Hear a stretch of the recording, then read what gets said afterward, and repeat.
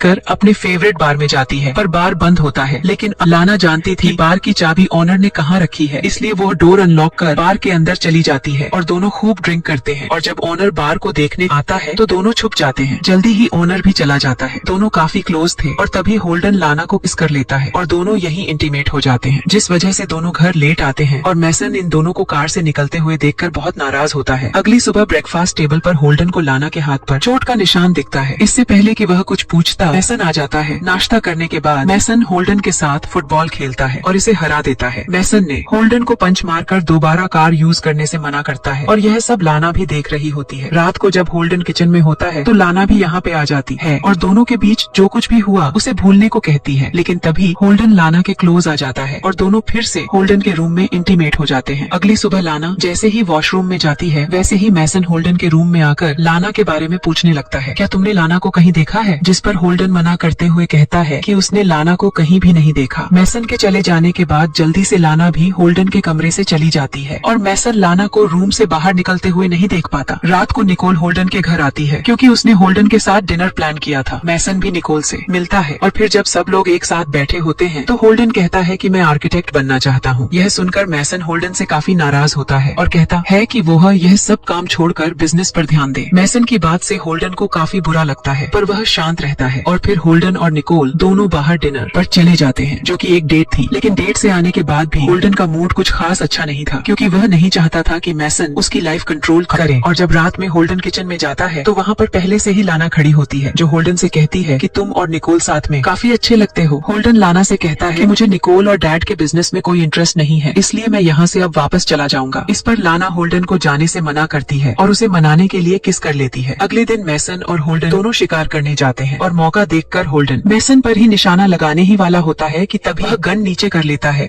और शूट नहीं करता। अगले दिन मैसन जब वर्कआउट करके बाहर आता है तो होल्डन उसे उसका फेवरेट जूस बना के देता है और दोनों साथ बैठकर बातें करने लगते हैं। मैसन कहता है कि शायद लाना का किसी और के साथ अफेयर चल रहा है, लेकिन मैं उस शख्स के बारे में जल्दी ही पता लगा लूंगा। यह सुनकर होल्डन घबरा जाता है और कुछ देर बाद लाना को फार्म हाउस पर मिलने के लिए बुलाता है। होल्डन लाना को पूरी बात बताता है और कहता है कि अगर वह यहाँ पर रुका तो जरूर मैसन को पता चल जाएगा कि हम दोनों का अफेयर है, इसलिए मुझे अब यहाँ से जाना होगा। हालांकि लाना होल्डन को खुद से दूर तो नहीं करना चाहती थी, लेकिन इसके अलावा कोई और रास्ता भी नहीं था, इसलिए होल्डन के साथ आखिरी बार फिजिकल रिलेशनशिप बनाती है और दोनों इंटीमेट हो जाते हैं। वहीं अब रात हो चुकी थी और होल्डन रूम में अकेला ही सोया हुआ था। होल्डन की जब आंख खुलती है तो लाना यहाँ पे नहीं होती, इसलिए वह घर चला जाता है। लेकिन घर के अंदर जैसे ही होल्डन एंट्री करता है तो सारा सामान यहाँ वहाँ बिखरा पड़ा होता है और कुछ कदम की दूरी पर मैसन की डेड बॉडी होती है। मैसन को इस तरह से देखकर होल्डन के होश उड़ जाते हैं और वो तुरंत ही